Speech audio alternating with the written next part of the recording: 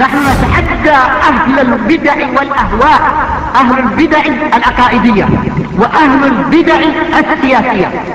نقول بيننا وبينكم السلف، بيننا وبينكم الكتب. كان أحمد يقول البدع بيننا وبينكم الجنائز. السلام علیکم ورحمۃ اللہ وبرکاتہ۔ ان الحمد للہ نحمده ونستعینه ونستغفره ونعوذ باللہ من شرور انفسنا ومن سیئات اعمالنا، من يهده الله فلا مضل له ومن يضلل فلا هادي له، واشهد ان لا اله الا الله وحده لا شريك له، واشهد ان محمدا عبده ورسوله ارسله بالحق بشيرا ونذيرا وداعيا الى الله باذنه وسراجا منيرا. اما بعد فان خير الحديث كتاب الله، وخير الهدي هدي محمد صلى الله عليه وسلم، وشر الامور محدثاتها، وكل محدثة بدعة، وكل بدعة ضلالة، وكل ضلالة في النار. فقد قال الله تبارك وتعالى في كلامه المجيد والفرقان الحميد: فأعوذ بالله السميع العليم من الشيطان الرجيم، بسم الله الرحمن الرحيم. يا أيها الذين آمنوا اتقوا الله حق تقاته ولا تموتن إلا وأنتم مسلمون. يا أيها الناس اتقوا ربكم الذي خلقكم من نفس واحدة وخلق منها زوجها وبث منهما رجالا كثيرا ونساء، واتقوا الله الذي تساءلون به والأرحام إن الله كان عليكم رقيبا. يا أيها الذين آمنوا اتقوا الله وقولوا قولا سديدا يصلح لكم أعمالكم ويغفر لكم ذنوبكم، ومن يطع الله ورسوله فقد فاز فوزا عظيما. رب اشرح لي صدري ويسر لي أمري واحلل عقدة من لساني يفقهوا قولي. اللهم انفعني بما علمتني وعلمني ما ينفعني زدني علما. ربي زدني علما. سبحانك لا علم لنا إلا ما علمتنا إنك أنت العليم الحكيم. معزز و محترم بزرگوں، نوجوان ساتھیوں، عزیز بچوں، پردہ نشین خواتین اسلام، جیسا کہ ہمارے دروس کا سلسلہ کتاب الادب المفرد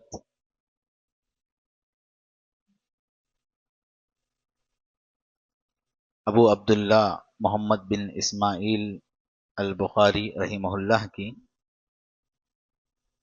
باب ہمارا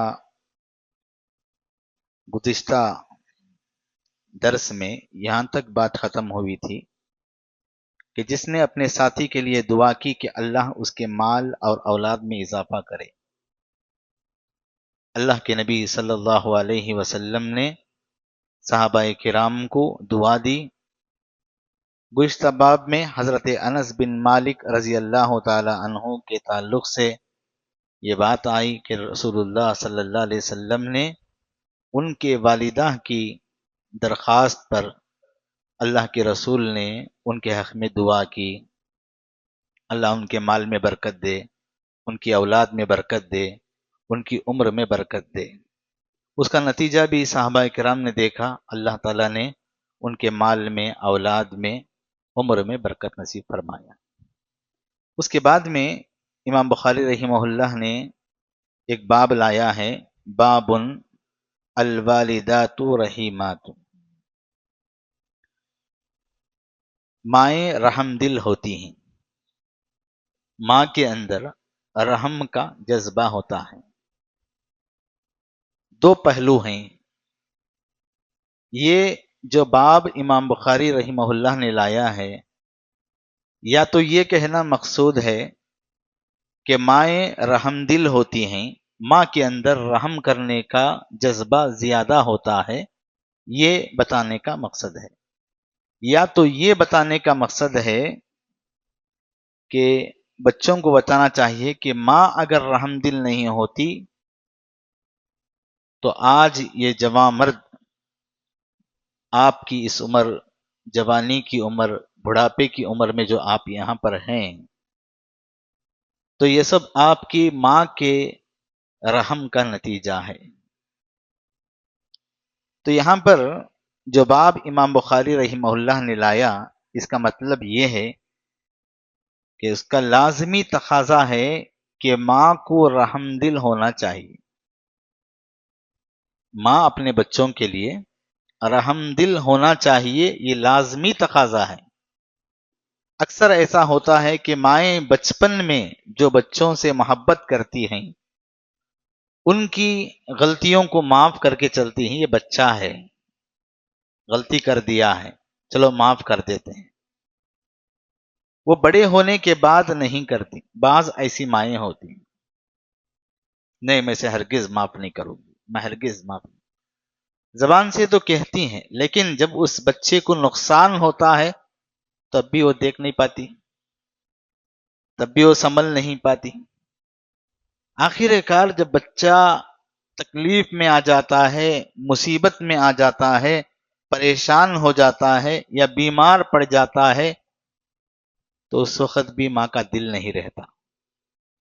اس لیے کہ یہاں پر یہ باب باندھ کر کے امام بخاری رحمہ اللہ یہ بتانا چاہتے ہیں کہ جس طریقے سے ماں اپنے بچپن میں، بچوں کے بچپن میں ماں جس طریقے سے رحم دل ہوتی ہے، ان کی ہر چھوٹی موٹی غلطی کو معاف کر کے چلتی ہے اور اسے بڑی لمبی سزا نہیں دیتی، چلو میرا بچہ ہے، ایسا ہو گیا، ایسا غلطی کر دیا، معاف کرتی ہے، تو بڑے ہونے کے بعد بھی ماں کے اندر یہ جذبہ ہونا چاہیے، بچوں کو معاف کرنے کا اس کے اندر جذبہ ہونا چاہیے۔ بہرحال ماں کو رحم دل ہونا چاہیے، بچے جتنی بھی عمر کو پہنچ جائیں، بچے بچے ہیں۔ بچہ 90 سال کا ہو جائے، ماں کے سامنے بچہ ہی ہے وہ۔ بچہ 100 سال کا ہو جائے، اس کے سامنے، ماں کے سامنے وہ بچہ ہی ہے، ماں سے بڑا تو نہیں ہے۔ تو اس طرح درگزر اپو سے کام لینا چاہیے ماں کو، یہ بتانا مقصد ہے۔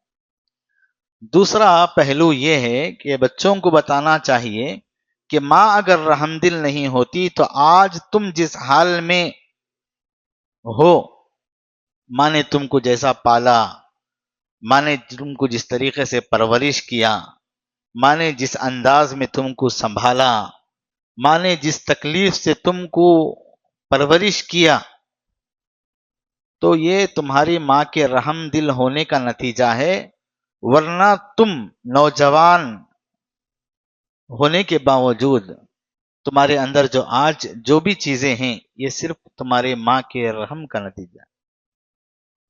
آپ گود کے بچے تھے، کھا نہیں سکتے تھے، پی نہیں سکتے تھے، آپ اپنے آپ پر جب بیمار ہوتے دوائی نہیں کھا سکتے تھے، آپ اپنی پاکی اور صفائی کا خود خیال نہیں رکھ سکتے تھے، خود کام نہیں کر سکتے تھے،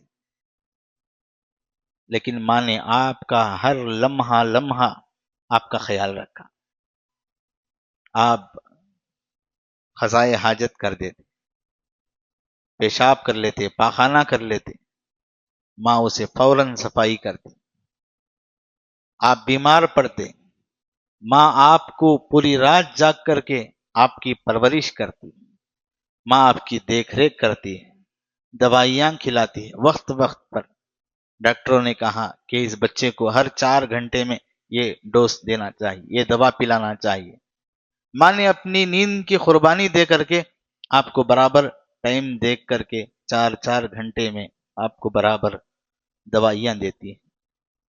تو اس طریقے سے آپ صحت مند ہوئے، اس طریقے سے آپ بڑے ہوئے، اس طریقے سے آپ آج ایک حد تک پہنچے، آپ آج جس مقام پر ہیں، یہ سب آپ کے ماں کے رحم ہونے کا، رحم کرنے کا نتیجہ ہے۔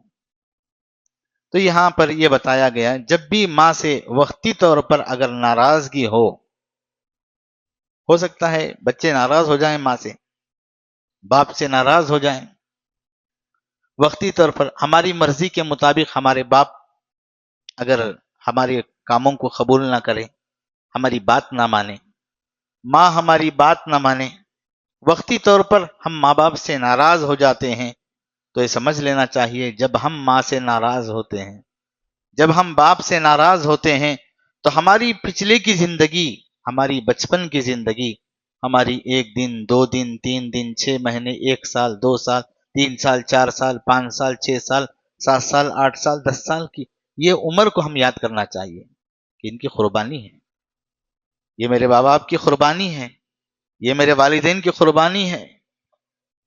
جب آپ ماں باپ سے ناراض ہوتے ہیں تو اپنی پچھلی زندگی کو یاد کر کے ان کے ساتھ عفو و درگزر کا معاملہ کرنا چاہیے اور پھر ان سے رحم کا معاملہ کرنا چاہیے، یہ بات بتانا اس باب میں مقصد ہے۔ اللہ کے فضل و کرم کے بعد یہی وہ والدین ہیں جنہوں نے ہمیں پالا پوسا اور جنہوں نے ہمارے بچپن میں ہمارے پر رحم کیا، کرم کیا۔ اس باب کو یہاں بیان کرنے کا مقصد یہی ہے، خلاصہ کلام یہ ہے، صرف 2 باتوں پر ہے یہ باب۔ پہلا یہ، یا تو ماں کو بتایا جا رہا ہے کہ تم رحم دل ہونا چاہیے، بچوں کے حق میں ہر معاملے میں ہر لمحے میں ماں رحم دل ہونا چاہیے۔ نمبر 2، دوسرا پہلو، یا تو بچوں کو بتانا چاہیے کہ ماں رحم دل ہی ہوتی ہے، رحم دل ہی ہوتی ہے، یہ بتانا مقصد ہے۔ تو اس باب کے اندر بہت ساری باتیں امام بخاری رحمہ اللہ نے لائی ہیں، اس میں ایک حدیث لائے ہیں اور یہاں پر یہ حدیث لا کر یہ بتانا چاہتے ہیں کہ ماں کس طرح ہوتی ہے۔ اس حدیث کے راوی ہیں حضرت انس بن مالک رضی اللہ تعالیٰ عنہ۔ روایت کرتے ہیں کہ قال جاءت امرأۃ الی عائشۃ رضی اللہ عنہا فاعتتها عائشۃ 3 تمرات فاعتت كل صبي لها تمرة وامسكت لنفسها تمرة فاكل الصبيان التمرتين ونظر الى امها۔ اس حدیث میں یہاں پر یہ بتایا جا رہا ہے کہ حضرت عائشہ رضی اللہ تعالی عنہا کے پاس ایک عورت آئی اور حضرت عائشہ رضی اللہ تعالیٰ عنہ نے اسے 3 کھجوریں دی۔ اس عورت نے اپنے ہر بچے کو 1 کھجور دی، 2 بچے تھے اس کے ساتھ میں، 1 کھجور 1 بچے کو دی۔ کتنے بچے؟ 1 بچہ۔ اب اس نے چاہا کہ یہ میرے لیے ہے۔ اب بچوں کی عادت ہوتی ہے کہ بچے جھٹ سے کھا جاتے ہیں، جھٹ سے منہ میں ڈال لیتے ہیں اور دوسرے پھر دوبارہ جو وہاں پر ہوتا ہے اس کے لیے ہاتھ لگاتے ہیں۔ اب وہاں پر ان بچوں نے پھر ماں کی طرف دیکھا اور دیکھ کر کے پھر ماں سے وہ کھجور مانگنا چاہا، تو ماں نے پھر اس 1 کھجور جو بچا ہوا تھا، جو اپنے لیے کھانے کے لیے رکھی تھی، وہ کھجور کے 2 حصے کیے، 1 بچے کو 1 کھجور کا ٹکڑا دیا اور دوسرے بچے کو دوسرا ٹکڑا دیا۔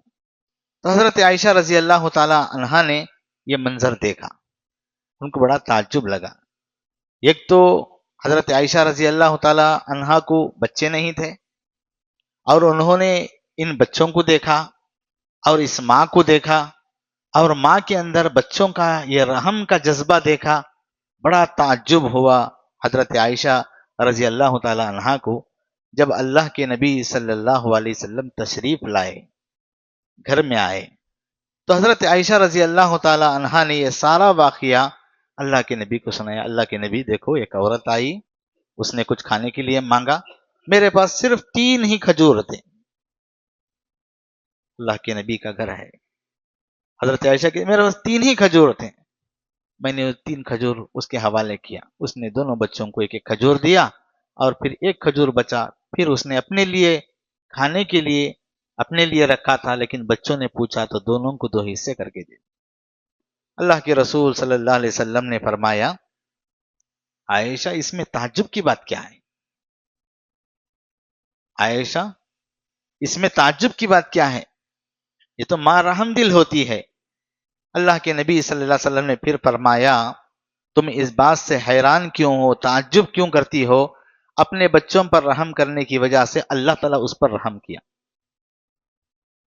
ان 2 بچوں پر وہ ماں رحم کرنے کی وجہ سے اللہ تعالیٰ نے اس پر رحم کیا، یعنی دوسرے معنوں میں یہ بات بتائی گئی ہے کہ اس ماں نے اپنے ان دونوں بچوں پر رحم کرنے کی وجہ وجہ سے جو اس نے کھانا تھا اس کو بھی اپنے بچوں کو کھلا دیا، اللہ تعالیٰ نے اس کے لیے جنت کا راستہ آسان کر دیا، جنت میں داخل کر دیا۔ تو اس طریقے سے مائیں رحم دل ہوتی ہیں۔ یہاں پر یہ بات بتانا اللہ کے نبی صلی اللہ علیہ وسلم کا یہ مقصد تھا، بچوں کا مزاج جب تک ان کے ہاتھ میں کوئی بھی چیز ہوتی ہے وہ اس کو کھائیں گے، اور جب دوسرا دیکھیں گے تو فوراً لپک پڑیں گے۔ تو عائشہ رضی اللہ تعالی عنہا نے یہ منظر دیکھا کہ ماں کے پاس پھر وہ بچے لپکے، تو اس ماں نے اپنی بھوک کو مار کر کے اور ان بچوں کی بھوک کو انہیں پورا کیا۔ تو رسول اللہ صلی اللہ علیہ وسلم کے پاس جب یہ باتیں بتائی تو اللہ کے نبی صلی اللہ علیہ وسلم نے ان کو اس کا بدلہ یہ سنایا کہ جو ماں اپنے بچوں پر رحم کرتی ہے اللہ اس پر رحم کرتا ہے۔ تو آج بھی ہمارے معاشرے کے اندر بھی ایسی چیزیں پائی جاتی ہیں، فخر و فخر سے نہیں۔ آپ یہ نہ سمجھیں کہ محتاجی فخر و فخر ہے گھر میں اس لیے، ہاں آپ صاحب حیثیت ہیں، آپ اچھے کھاتے پیتے گھرانے کے ہیں، آپ کے گھر میں آپ کے کچن میں مہینہ بھر کا راشن موجود ہے، آپ کے گھر کی آپ کی فریج میں انواع و اقسام فروٹ سب کچھ موجود ہے، سب کچھ ہے۔ آپ کہیں سفر سے اچانک آ گئے یا دکان سے آنے کا نہیں تھا، آپ واپس آ گئے، ان ٹائم آ گئے، ماں اگر پلیٹ میں کچھ کھانا کھا رہی ہے، آپ آ گئے، آپ کے چہرے کو دیکھ کر، آپ کے آنے کے انداز کو دیکھ کر، آپ کے ان ٹائم آنے کو دیکھ کر ماں کہے گی کہ آپ کھا لو، مجھے بھوک نہیں ہے، آپ کھا لو، مجھے ایک روٹی کافی ہے، آپ ایک روٹی کھا لو، یہ میرے لیے اتنا کافی ہے، آپ کھا لو، میں ابھی کھا کر اٹھی، میں ابھی تھوڑی دیر پہلے کھائی تھی، آپ ایک کھا لو۔ فخر و فاقہ نہیں ہے، لیکن ماں اتنا رحم دل ہوتی ہے بچے کے تعلق سے کہ بچہ میرا وہ کھا لے، اس کا پیٹ بھر جائے، وہ سکون سے رہے، وہ اطمینان سے رہے، اس کے پیٹ کو غذا چلا جائے، خود اپنے آپ کو بھوک برداشت کر سکتی ہے۔ لیکن ماں جو ہے آج بھی ہمارے گھروں میں ہونے کے باوجود بھی اچانک آپ کے گھر تشریف لانے کی وجہ سے بسا اوقات آپ کے حوالے یہ چیزیں کر دیتی ہیں۔ آپ کہیں مجھے یاد نہیں ہے کہ میرے ماں باپ کی میرے اوپر کیا قربانی ہے۔ بہت ساری اولاد آج یہ کہتی ہیں کہ میں تو نہیں جانتا کہ میری ماں نے میری خدمت کی ہے، میری ماں نے مجھے کھلایا ہے، نہیں میں تو نہیں جانتا۔ ہاں آپ جانیں یا نہ جانیں، آپ جانیں یا نہ جانیں، یاد رکھو آپ کی ماں کی قربانیاں آپ پر ہیں۔ بہت ساری اولاد یہ کہتی ہیں، بہت سارے بچے یہ کہتے ہیں کہ میری ماں نے مجھے نہیں پالا ہے، میرے بہن نے مجھے پالا ہے، میرے بھائی نے مجھے پالا ہے، میری بھاوج نے میری دیکھ ریکھ کی ہے میرے بچپن میں، میری چاچی نے مجھے پالا ہے، میری پھوپھی نے مجھے پالا ہے، سب سے زیادہ ماں کی محبت اس نے دیا ہے، اس نے کھلایا، اس نے پلایا۔ یہ دوسرے کہیں آپ کہہ رہے ہیں، آپ نے سنا آپ کہہ رہے ہیں، آپ کے پاس تو طاقت نہیں تھی کہ آپ کو یاد ہو وہ دن، آپ دوسروں کے کہنے پر کہہ رہے ہو۔ یاد رکھو، آپ کہیں مجھے یاد نہیں کہ میری ماں نے کوئی قربانی دی ہے، تب بھی آپ سمجھیں کہ آپ کی ماں نے آپ کے لیے ضرور کوئی نہ کوئی قربانی دی ہے، اس پر کوئی تعجب کی بات نہیں ہے۔ جیسا حضرت عائشہ رضی اللہ تعالی عنہا سے اللہ کے نبی صلی اللہ علیہ وسلم نے کہا اس پر تعجب کیا ہے، وما توجب کی، اس سے تم کو تعجب کیا ہے من ذالک۔ تو اس طریقے سے اس پر غور کرنا چاہیے، یہ بہت بڑا سبق ہے۔ ہر ماں کو بچوں کے لیے ایسا رحم دل ہونا چاہیے جس طریقے سے اس عورت نے اپنے بچوں پر رحم کر کے جنت کو حاصل کر لیا۔ اور یہ بڑا سبق ہے، آپ یاد کرنے کی کوشش کیجئے، یا تو اپنے بڑوں سے پوچھ لیجئے کہ میری ماں کی میرے لیے کیا قربانیاں ہیں، آپ کے بھائیوں نے، آپ کے بڑے بھائیوں نے، آپ کی بڑی بہنوں نے، اور آپ کے جو قریبی رشتہ دار ہیں انہوں نے آپ کی زندگی دیکھا ہے، آپ کا بچپنا دیکھا ہے، کتنا پریشان تھے، کتنا یہ تھے، اور کتنا خدمت کی ہے۔ ماؤں کو جو بھی درجہ دیا ہے اللہ تعالیٰ نے ایسے ہی نہیں دیا۔ وہ حدیث یاد ہے نا آپ کو، اللہ کے نبی صلی اللہ علیہ وسلم نے ماں کا درجہ 3 حصے بڑھا دیا۔ سب سے زیادہ کس پر تمہارا حق ہے، تمہارا حق کس پر ہے؟ کہا ماں، پھر کہا ماں، پھر کہا ماں، پھر اس کے بعد کہا باپ۔ یہ 3 مقام، یہ 3 درجے ایسے ہی نہیں مل گئے. آپ کے ماں نے جب کچھ قربانیاں دی ہیں تبھی جا کر اللہ تعالیٰ نے ماں کا یہ مقام بڑا کیا ہے، جب جا کر کے یہ درجہ ملا ہے. تو اس یہ باب سے یہ بات ہم کو سمجھ میں آئی، یہ بات معلوم ہوئی کہ اس باب کو جو امام بخاری رحمہ اللہ نے لایا ہے اس کا 2 ہی مقصد ہیں. کتنے مقصد ہیں؟ 2 مقصد ہیں. یا تو امام بخاری رحمہ اللہ نے یہ باب لا کر یہ بتانا چاہا کہ ماں کو رحم دل ہونا چاہیے، یا تو دوسرا مقصد یہ ہے کہ بچے ہوں تو ماں کے رحم و کرم کو یاد کریں کہ میری ماں نے میرے بچپن میں رحم کیا ہے میرے ساتھ، یہ یاد رکھیں. اب اس کے بعد امام بخاری رحمہ اللہ نے ایک دوسرا باب یہاں پر لاتے ہیں، وہ باب ہے بچوں کو بوسہ دینے کے بارے میں. بوسہ سمجھتے ہیں؟ پیار کرنا بچوں کو پیار کرنا، کس جیسے پیار کہتے ہیں بچوں کو بوسہ دینا کہتے ہیں. امام بخاری نے باب باندھا ہے باب قبلۃ الصبیان، بچوں کا بوسہ دینا. یہاں پر امام بخاری رحمہ اللہ نے اس باب کے اندر بچوں کو بوسہ دینے، پیار کرنے بچوں کو، اس کے بارے میں بہت سارے ماں باپ ایسے ہوتے ہیں دل میں محبت تو ہے لیکن بچوں کو بوسہ دینا نہیں چاہتے. ہو دل میں محبت ہے لیکن بچوں کو بوسہ دینا، پیار کرنا نہیں چاہتے. نبی صلی اللہ علیہ وسلم نے یہ بتایا ہے اس باب میں کہ بچوں کو بوسہ دینا چاہیے یا نہیں دینا چاہیے. یہاں پر حدیث لاتے ہیں، حضرت عائشہ رضی اللہ تعالی عنہا کہتی ہیں کہ قالت جاء اعرابی الی النبی صلی اللہ علیہ وسلم فقال اتقبلون صبیانکم فما نقبلهم. قال النبی صلی اللہ علیہ وسلم او املک لک ان نزع اللہ من قبلک الرحم. کہ اس عربی نے اللہ کے نبی صلی اللہ علیہ وسلم کے پاس ایک دیہاتی بدو قسم کے، اس وقت ایک ایسے بدو ایسے ہوتے تھے کہ وہ اللہ کے نبی صلی اللہ علیہ وسلم کے پاس آ کر کچھ سختی سے کچھ ایسی باتیں کر دیتے تھے. اس دیہاتی نے نبی صلی اللہ علیہ وسلم کے پاس آ کر کہنے لگا کہ تم اپنے بچوں کو بوسہ لیتے ہو، ہم تو اپنے بچوں کا بوسہ نہیں لیتے. نبی صلی اللہ علیہ وسلم نے فرمایا اگر اللہ تعالیٰ نے تیرے دل میں رحم چھین لیا ہے تو میں کیا کر سکتا ہوں؟ تیرے دل سے اللہ تعالیٰ نے رحم چھین لیا ہے تو میں کیا کر سکتا ہوں؟ تو بات بتانے کا مقصد یہ ہے کہ جو والدین اپنے بچوں کے ساتھ رحم کا معاملہ کرنا چاہتے ہیں ان کو چاہیے کہ اپنے بچوں کو بوسہ دیں.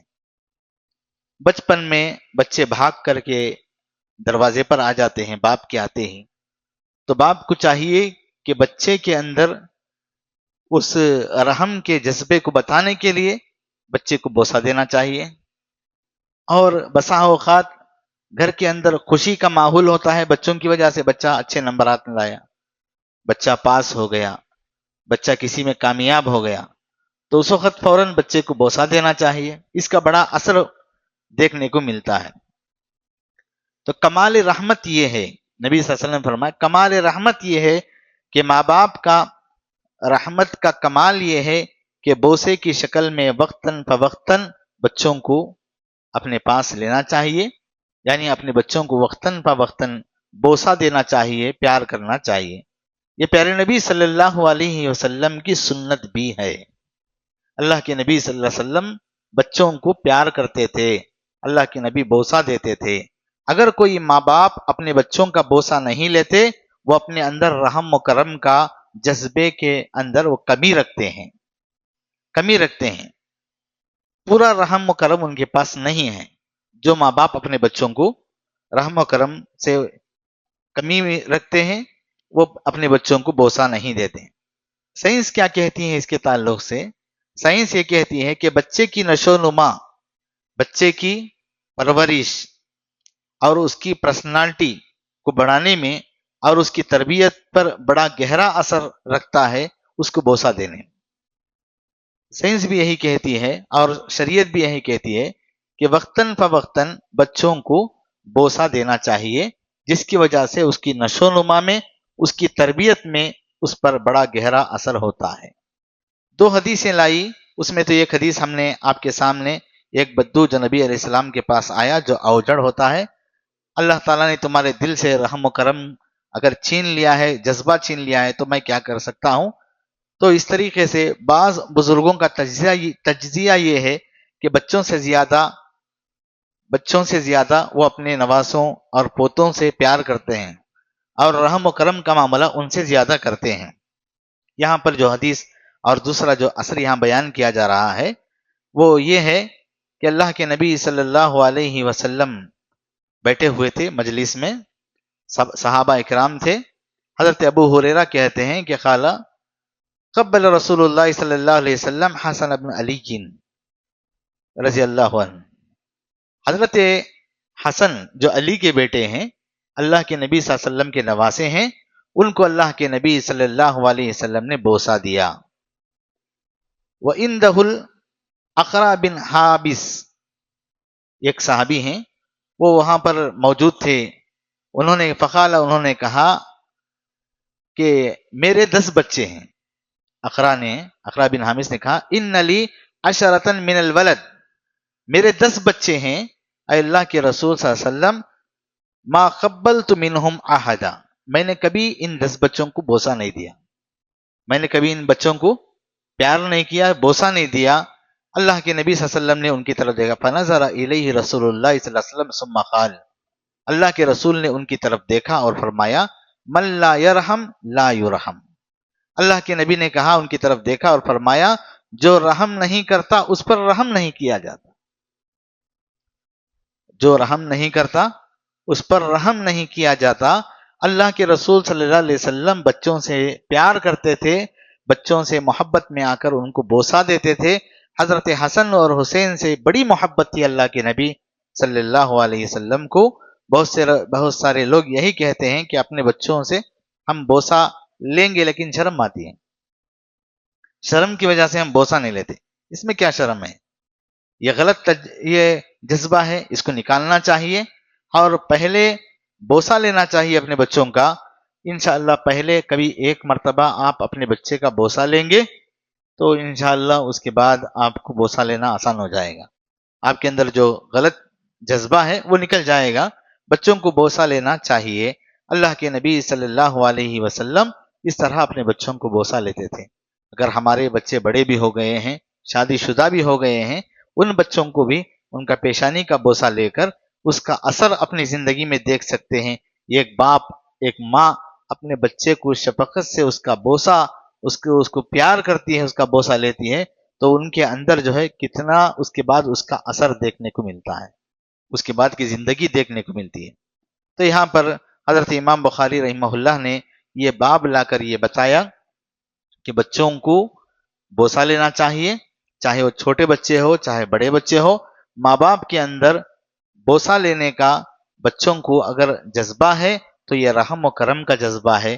جو ماں باپ اپنے بچوں کے ساتھ بوسہ نہیں لیتے ان کے اندر رحم و کرم کے جذبے کی کمی ہے۔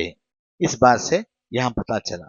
جو اس زمانے کے اندر جو اللہ کے نبی صلی اللہ علیہ وسلم کے اس وقت جو بدو ہو یا دوسرے صحابہ ہو، انہوں نے کہا کہ اے اللہ کے رسول ہم اپنے بچوں کا بوسہ نہیں لیتے، تو اللہ کے نبی نے ظاہر کر دیا اس بات کو کہ نہیں، تمہارے اندر رحم و کرم کا جذبہ نہیں ہے۔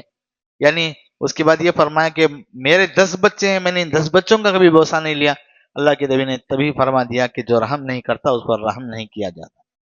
اگر اللہ تعالی ہمارے اوپر رحم کرے، اللہ تعالی ہمارے اوپر رحم کرے تو ہم اپنے بچوں کے ساتھ رحم و کرم کا معاملہ کرنا چاہیے۔ یہاں پر یہ بات بتائی گئی۔ اس کے بعد ایک باب امام بخاری رحمہ اللہ نے لایا، باب ادب الوالدی و برہ لولدہ، والد کا اولاد کو ادب سکھانا اور ان کے ساتھ حسن سلوک کرنا۔ اب تک ہم یہ پڑھتے ہوئے آ رہے تھے کہ والدین کے ساتھ بچوں کو حسن سلوک کرنا چاہیے، ان کا ادب اور ان کے ساتھ اچھا طریقہ اپنانا چاہیے۔ لیکن یہ بھی ایک پہلو، دوسرا پہلو امام بخاری نے یہاں پر یہ لایا کہ ماں باپ کو بھی چاہیے کہ بچوں کو ادب سکھائیں، بچوں کو ادب سکھائیں اور بچوں سے اچھا سلوک کریں۔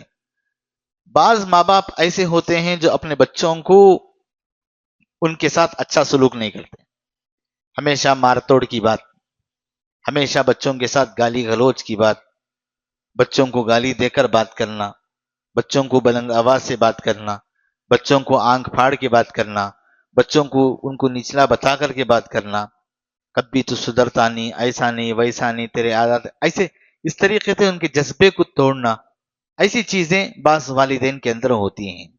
تو اللہ کے نبی صلی اللہ علیہ وسلم نے یہ بتایا کہ والدین کو چاہیے کہ وہ بھی اپنے بچوں کے ساتھ حسن سلوک کرے، ان کو ادب سکھائے۔ اس باب میں دو اہم مسئلے بتائے جا رہے ہیں۔ پہلا مسئلہ یہ ہے کہ باپ کا ادب بیٹے کے اندر منتقل ہوتا ہے، باپ کا ادب بیٹے کے اندر منتقل ہوتا ہے۔ تو یہ بتایا گیا ہے یہاں پر، حضرت نمیر بن اوس روایت کرتے ہیں کہ اباہ یقول کانوا یقولون الصلاح من اللہ والادب من الآباء۔ یہاں پر یہ بتایا گیا، فرماتے ہیں کہ لوگ کہا کرتے تھے کہ اصلاح اللہ کی طرف سے ہے اور ادب سکھانا باپ کی طرف سے ہے۔ یعنی باپ ادب اگر اس کے اندر ہے تو یہ ادب بچوں کے اندر منتقل ہوتا ہے۔ باپ جس تہذیب کا ہوتا ہے بچے بھی اسی تہذیب کے ہوتے ہیں۔ باپ کے اندر شرافت ہے، بچے کے اندر شرافت آئے گی۔ باپ نمازی ہے، بچے بھی نمازی بنیں گے۔ باپ اپنے وقت میں وقت دیکھ کر مسجد کی طرف قدم بڑھاتا ہے، بچے بھی آئیں گے۔ باپ کا حلیہ اچھا ہے، باپ کا شریعت کے مطابق ان کا چہرہ ہے، ان کی داڑھی ہے، ان کا لباس ہے، بچے کے اندر بھی یہ عادات منتقل ہوں گے۔ اگر باپ شرابی ہے، باپ سخت کلام ہے، باپ گالی گلوچ کرتا ہے، باپ بے نمازی ہے، تو بچوں کے اندر کہاں سے سدھار آئے گی؟ اس طریقے سے بچوں کے اندر باپ کے اندر جو چیز ہوتی ہے، اخلاق آداب، وہ منتقل ہوتے ہیں۔ باپ کے اخلاق بیٹے کے اندر منتقل ہوتے ہیں۔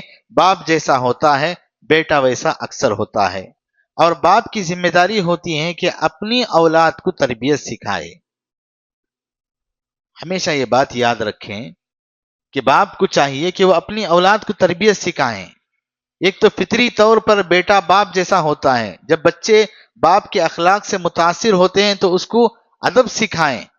ہر باپ کو چاہیے کہ میرے عادات، میرے اطوار میرے بچے کے اندر منتقل ہوں، اور جب وہ تبھی ہوگا یہ جب باپ کے اندر اچھے عادات ہوں گے، اچھے اخلاق ہوں گے۔ استاد سے پہلے باپ کی ذمہ داری ہے۔ ہم کیا کہتے ہیں؟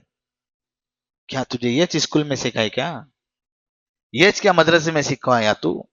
نہیں، استاد سے پہلے باپ کی ذمہ داری ہے، اسکول سے پہلے باپ کی ذمہ داری ہے، مدرسے سے پہلے باپ کی ذمہ داری ہے کہ باپ اپنے بچوں کو اسے اچھی تربیت سکھائے۔ بہت سارے والدین سوچتے ہیں کہ ابھی بچہ ہے، چھوڑو، غلطی کرنے دو، ایسے ویسے جو بھی چھوٹے موٹے غلطیاں بچہ ہے جی چھوڑو، کیا بھی نہیں، بعد میں چھوڑ دے گا وہ۔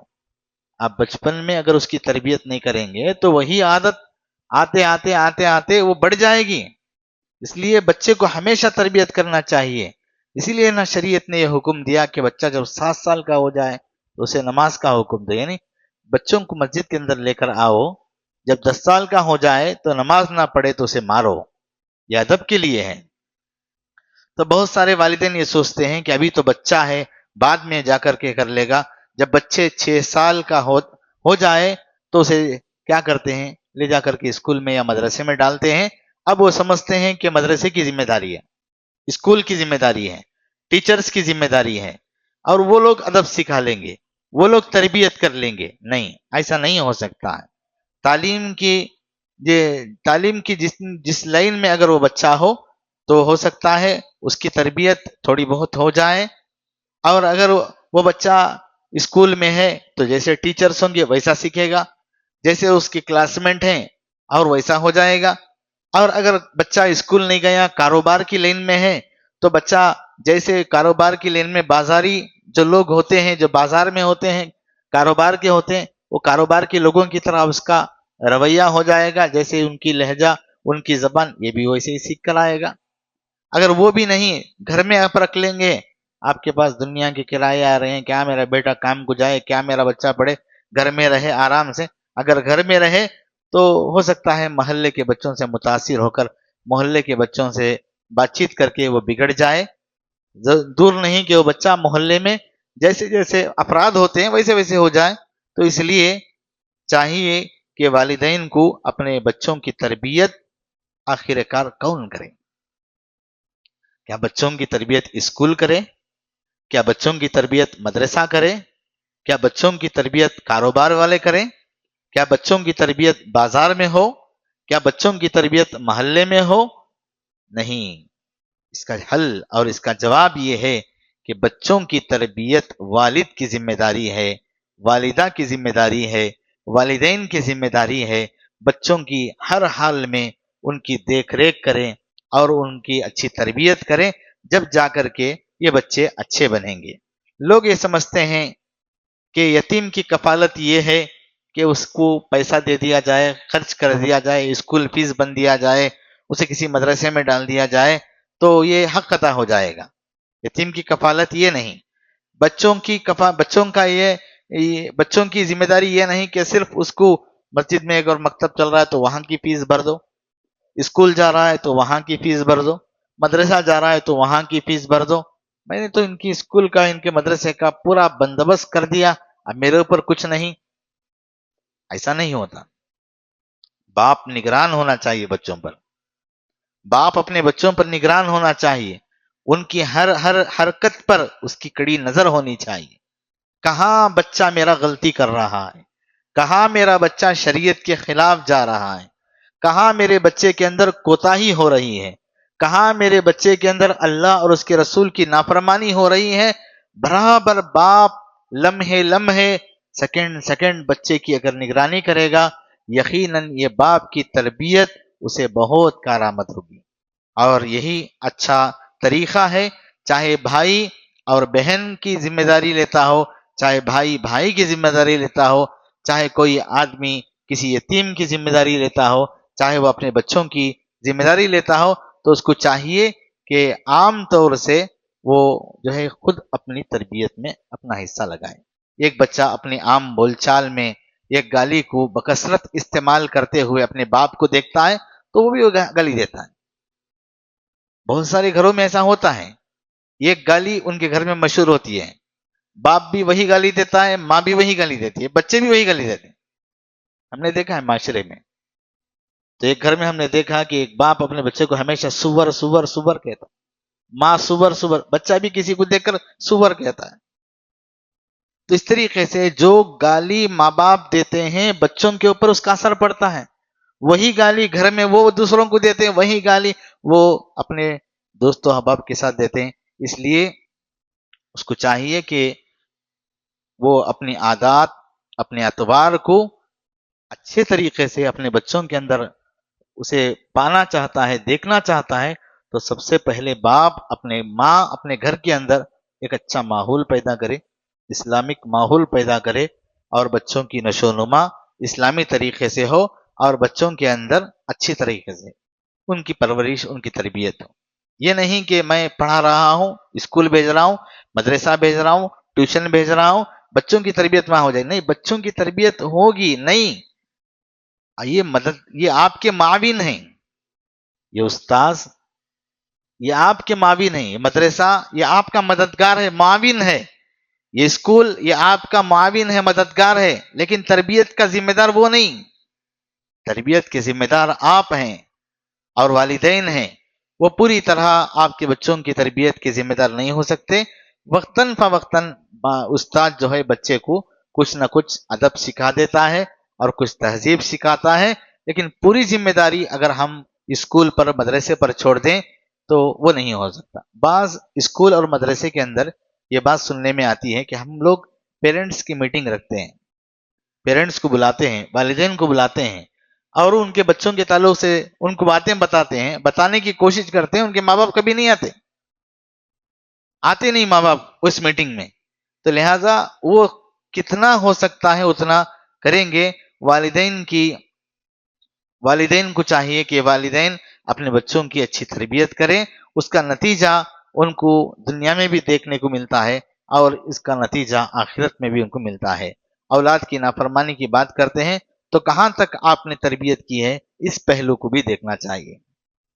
بہت سارے والدین اپنے بچوں کا رونا روتے ہیں کہ میرے بچے نافرمان ہو گئے، میرا بچہ بے نمازی ہو گیا، میرا بچہ نافرمان ہو گیا، میرا بچہ مجھے جواب دیتا ہے، میرا بچہ گالیاں گلوز کرتا ہے گھر کے اندر، میرا بچہ بڑا نافرمان ہے۔ تو اس میں آپ کی تربیت کہاں تک ہوئی ان کی، یہ دیکھنا چاہیے۔ نمبر ایک، باپ کا کردار، عادات بچوں میں منتقل ہوتا ہے، یہ بات اس میں معلوم ہوتی ہے۔ دوسرا، والدین کی ذمہ داری ہے کہ وہ اپنے بچوں کی خوب اچھی طرح ان کے اوپر واجب ہے کہ وہ تربیت کرے۔ نیکی کی توفیق اللہ کی جانب سے ہے، اور بچوں میں ادب آتا ہے تو ان کے آبا و اجداد سے آتا ہے، اس حدیث میں بتایا گیا، حالانکہ یہ حدیث ضعیف ہے۔ دوسری حدیثوں سے یہ باتیں ملتی جلتی ہیں۔ یہاں امام بخاری رحمہ اللہ نے بچوں کی تربیت کے لیے اس بات کو بتایا کہ اچھی تربیت دینی چاہیے ماں باپ اپنے بچوں کے لیے۔ تو نبی صلی اللہ علیہ وسلم نے فرمایا، جس طریقے سے تم اپنے مال کو کماتے ہو اور اسی طریقے سے اپنے بچوں کو بھی ادب سکھانا چاہیے۔ جیسا آپ مال حاصل کرنے کی کوشش کرتے ہو، اسی طرح اپنے بچوں کو ادب بھی سکھانا چاہیے اور ان کو ادب سکھانا چاہیے۔ پھر یہاں پر ایک اور اسی حدیث، اس باب کے اندر ایک اور حدیث لا کر امام بخاری رحمہ اللہ نے، جو حدیث صحیح ہے، امام بخاری رحمہ اللہ نے یہ بتایا کہ نعمان بن بشیر کے بیٹے نعمان صحابی رسول ہیں، یہ یہاں پر حدیث لاتے ہیں، کہتے ہیں حدثہ ان اباہ انطلق به الى رسول اللہ صلی اللہ علیہ وسلم يحمله فقال یا رسول اللہ انی اشہدک انی قد نحلت النعمان کذا و کذا۔ نعمان بن بشیر بیان کرتے ہیں کہ ان کے والد بشیر انہیں اٹھائے، لے کر گئے رسول اللہ صلی اللہ علیہ وسلم کی خدمت میں، لے جا کر کے اللہ کے نبی سے کہا، اے اللہ کے رسول، آپ گواہ ہو جائیں، میں نے نعمان کو فلاں چیز ہبہ کر دیا، فلاں گھر، فلاں یہ جائیداد، یہ چیزیں میں نے ہبہ کر دیا، آپ گواہ رہیں۔ آپ صلی اللہ علیہ وسلم نے فرمایا، کیا تو نے اپنی ساری اولاد کو ایسا ہی دیا ہے، یہ تمام چیزیں دیا ہے؟ انہوں نے کہا کہ نہیں، انہوں نے کہا نہیں اے اللہ کے رسول، میں نے ایسا نہیں کیا۔ قال اللہ، کہا نہیں، قال اللہ کے نبی نے کہا فاشہد غیری، تو پھر اس کا گواہ دوسروں کو بنا لے۔ اللہ کے رسول صلی اللہ علیہ وسلم نے یہاں پر پوچھا، اللہ کے رسول نے کہا کہ کیا تجھے پسند نہیں کہ وہ تیرے ساتھ تیرے سارے بچے اچھا برتاؤ کریں؟ اس نے کہا کیوں نہیں؟ آپ نے فرمایا پھر ایسا نہ کر۔ یعنی نعمان کے والد بشیر نے اللہ کے رسول صلی اللہ علیہ وسلم کے پاس جا کر یہ کہا کہ اللہ کے رسول، میں نعمان کو یہ چیزیں ہبہ کرنا چاہتا ہوں۔ تو اللہ کے رسول صلی اللہ علیہ وسلم سے انہوں نے کہا، اے اللہ کے رسول، اس پر آپ گواہ رہیے۔ تو اللہ کے رسول صلی اللہ علیہ وسلم سے جب انہوں نے کہا تو اللہ کے رسول نے پوچھ لیا ان سے کہ کیا تم نے اپنی تمام اولاد کو ایسا ہی دیا ہے جس طریقے سے تم نعمان کو دے رہے ہو، اس طرح تمام اولاد کو دیا ہے؟ انہوں نے کہا کہ نہیں۔ تو اللہ کے نبی نے پوچھا، کیا تم یہ چاہتے ہو کہ تمہارے بڑھاپے میں تمہاری ساری اولاد تمہاری خدمت کرے؟ انہوں نے کہا کہ کیوں نہیں اللہ کے رسول۔ پھر اللہ کے رسول نے کہا، پھر تم کیوں اس طریقے سے کرتے ہو؟ ساری اولاد کو برابر کا حصہ دو، برابر سب کو ایک نظر دیکھو۔ انہوں نے کہا، اللہ کے رسول، نعمان کو میں نے یہ چیز دیا ہے، آپ گواہ رہے۔ اللہ کے نبی نے کہا، نہیں، تو اس کا گواہ دوسروں کو بنا لے، میں اس کا گواہ نہیں۔ دوسری حدیث میں، یہاں پر یہ روایت نہیں ہے اس کتاب میں، دوسری ایک روایت سے معلوم ہوتا ہے کہ بشیر کی کئی بیویاں تھیں۔ نعمان بن بشیر جنہوں نے نعمان کو اٹھا کر کے لایا رضی اللہ عنہ، ان کی کئی بیویاں تھیں۔ ان کی ایک بیوی نے ان کو ان کا دماغ اس طریقے سے گھول دیا، ایسا سمجھا دیا کہ تم نعمان کو یہ دے دو، یہ دے دو، ان کا ذہن وش کر دیا۔ تو انہوں نے اپنی بیوی کے ساتھ محبت کے جذبے میں آ کر کے حضرت نعمان کو گود میں اٹھا کر لے کر آئے اور لا کر کے اللہ کے نبی سے کہا، اے اللہ کے نبی، تم گواہ رہو، میں نے نعمان کو یہ چیزیں دے دیا۔ اللہ کے رسول صلی اللہ علیہ وسلم نے ظاہر سی بات ہے پوچھ لیا، کیا تم نے نعمان کے علاوہ جو دوسرے بچے ہیں दूसरी बीवियों से, उनको भी तुमने इसका बराबर दिया है? उन्होंने कहा कि नहीं। तो अल्लाह के रसूल सल्लल्लाहु अलैहि वसल्लम ने फरमाया कि नहीं नहीं, इस बात पर मैं गवाह नहीं बनना चाहता, क्योंकि अल्लाह के नबी सल्लल्लाहु अलैहि वसल्लम किसी के ऊपर अगर जुल्म हो रहा हो तो अल्लाह के रसूल इस पर गवाह नहीं बनते, किसी और को गवाह बना लो। ये अल्लाह के नबी सल्लल्लाहु अलैहि वसल्लम ने कहा, एक दूसरी रिवायत में है कि मैं किसी के ऊपर अगर जुल्म होता है तो जुल्म के बारे में मैं गवाह नहीं बनना चाहता। नबी अलैहिस्सलाम ने पूछ लिया, अगर तुम एक बेटे के हक में ऐसा करते हो, दूसरे बेटों को ना दोगे, तो क्या तुम्हारे बच्चे तुम्हारे बुढ़ापे के आलम में तुम्हारा साथ ना दें? तो हमको चाहिए कि हम लोग जो है, जब भी बच्चे के लिए कोई देना चाहते हैं, कुछ जायदाद में से, विरासत में से, बराबर का सबको एक नजर रखना चाहिए। यानी आप मिसाल यूं समझ सकते हैं, अहले इल्म ने कहा है कि आपका एक खेत है, एक बगीचा है, उसमें एक 5 दरख्त हैं, आम के 5 दरख्त हैं। तो आप एक दरख्त को अगर ज्यादा उसकी दवाइयां, उसका बंदोबस्त, उसकी देख रेख, उसकी कचरे को पाक करना, उसे पानी देना, एक दरख्त को देखें और 4 दरख्त को ना देखें, तो फल कौन देगा ज्यादा? जिसको ज्यादा देखभाल देखा है, जिसको अच्छे तरीके से वक्तन फवक्तन दवाई दी है और जिस तरीके से उसकी परवरिश की है, वही दरख्त देगा। और उसके बाद 4 दरख्त फल देंगे क्या? नहीं देंगे। तो इसी तरह अहले इल्म ने कहा कि अगर तुम्हें इतने 5 बच्चे हैं, 10 बच्चे हैं, तो सारे तुम्हारी देखभाल करें, सारे तुम्हारे से मोहब्बत करें, तो सारे बच्चों को एक नजर देखना चाहिए। हाँ, एक बात ये मालूम होती है, इसे कई मसाइल मालूम होते हैं, क्या अपनी औलाद में किसी मामले में ऊंच नीच कर सकते हैं क्या? यानी आपके 2 बच्चे हैं, एक बच्चे को आपने स्कूल शू दिलाए, उसके अंदर तहजीब है, अच्छे अखलाक हैं, उसके अंदर अच्छा तरीका है, वो अपने सामान को अच्छे तरीके से रखता है और चलता है, अच्छे अंदाज में चलता है, जूते नहीं फाड़ा, उसके जूते पूरे साल आते हैं। एक जोड़ी जूते आपने एक बच्चे को दिलाया, वो पूरा साल अपनी हिफाजत में रखता है। उसके साथ और बच्चे हैं, वो बच्चे भेड़ंगे हैं, घिसकर चलते हैं, फाड़ लेते हैं। अब साल में इसे एक जूता दिलाया, इसे 5 जूते दिलाए तो भी ये नहीं रखता। तो क्या यहां पर भी उनके साथ बराबर का मामला होना चाहिए? तो यहां पर ये जायज है, जो बच्चे अपने अंदर अच्छे अखलाक, अच्छे तहजीब नहीं रखते, अपने कपड़े बार बार फाड़ लेते हैं, अपने जूते तोड़ लेते हैं, अपना कलम तोड़ लेते हैं, अपना कलम गंवा लेते हैं, तो इसमें बच्चों को चाहिए कि अपने माँ बाप को यह ना कहें कि मुझे आपने एक ही मर्तबा दिलाया, उनको 4-4 मर्तबा दिला रहे हो, आप जुल्म कर रहे हैं। ये जुल्म नहीं है। अहले इल्म ने कहा यह जुल्म नहीं है। कि इसी तरीके से अगर 4 बच्चे हैं आपके, 5 बच्चे हैं आपके, उसमें 1-2 बच्चे अल्हम्दुलिल्लाह तरक्की पर चले गए, अपने अखलाक से, अल्लाह के फजल करम से बिजनेस में कहीं पहुंच गए, बड़े मालदार हो गए। और 2 बच्चे हैं, वो बिजनेस में नाकाम है, कोई चीज उनको हाथ नहीं लगती, अब वो बीमार पड़ गए हैं, अब वालिद की उनको जरूरत पड़ रही है, वालिद देखते हैं कि हमारे माल से कुछ उनको दे दें, कुछ खर्च कर दें, तो क्या ये जुल्म है? नहीं, अहले इल्म ने कहा यह भी जुल्म नहीं है, उनके हालात के मुताबिक है। हाँ, अगर 4 घर हैं और 1-2-3 बच्चे हैं, तो ये 2-3 बच्चों में से इन्होंने अपने तरक्की के ऊपर जाकर अपने 10-10, 5-5 घर प्लाट बना लिए हैं। अब जो 2-3 बच्चे बचे हुए, 2 बच्चे बचे हैं, उनके पास कुछ भी नहीं है, तो इनसे मशवरा किया जाए।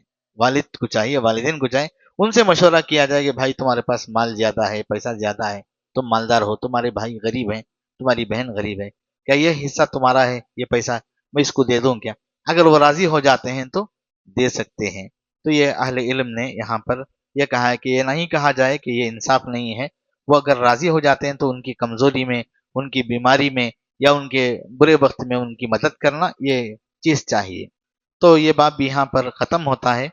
हमको चाहिए कि अल्लाह के रसूल सल्लल्लाहु अलैहि वसल्लम की आदत थी, हम पूरा पूरा ख्याल रखना चाहिए। माशरे में कोई भी आकर आपको गवाह बनाना चाहता है, तो आप ये ना कहें कि हाँ चलो मैं आपका गवाह बन गया, बल्कि आपको चाहिए कि उसके पूरा बैकग्राउंड, उसकी बातचीत करें, ये ऐसा है क्या, ये ऐसा है क्या, ये किस तरीके से। जैसे अल्लाह के नबी ने बशीर रजी अल्लाह अन्हु से पूछा कि आपकी और भी औलाद है और उनको भी आपने बराबर दिया है? तब उन्होंने कहा कि नहीं। तो उस वक्त अल्लाह के नबी ने कहा कि मैं ऐसी चीज में मैं गवाह नहीं बनता। बहुत सारे लोग किसी ना किसी आदमी को गवाह बनाकर अपना मामला, काम चला लेना चाहते हैं। ऐसे वक्त में छानबीन करके गवाह बनना चाहिए, ऐसे ही किसी के गवाह नहीं बनना चाहिए। تو ہم اللہ سے دعا کرتے ہیں کہ اللہ تبارک تعالیٰ ہمارے ان دروس کو اللہ تعالیٰ کامیابی کی طرف لے کر جائے، اللہ تعالیٰ اس میں سے ہم کو سبق حاصل کرنے کی توفیق عطا فرمائے، اللہ تعالیٰ ہمیں اس کا علم حاصل کر کے ہم لوگ عملی جامہ پہنانے کی اللہ ہمیں توفیق عطا فرمائے، اللہ ہمارے گناہوں کو معاف فرمائے، خطاؤں کو درگزر فرمائے، اللہ تعالیٰ ہم تمام کو نبی صلی اللہ علیہ وسلم کی باتوں پر عمل پیرا ہونے کی اللہ توفیق عطا فرمائے۔ تو الحمدللہ یہ چند باتیں تھیں جو ہم نے آپ کے سامنے بیان کی، اور وقتی طور پر اللہ کے نبی صلی اللہ علیہ وسلم نے جس طریقے سے اللہ کے نبی نے جو باتیں آئیں صحابہ کرام کو بتائیں، اور یہی باتیں ہمارے آنے والی زندگیوں میں ہمارے لیے کارآمد ہوں گی۔ اللہ ہم تمام کو عمل کی توفیق عطا فرمائے، آمین۔ سبحانک اللہم بحمدک، اشہد ان لا الہ الا انت، استغفرک۔ فاعلم أنه لا إله إلا الله واستغفر لذنبك وللمؤمنين والمؤمنات والله يعلم متقلبكم ومثواكم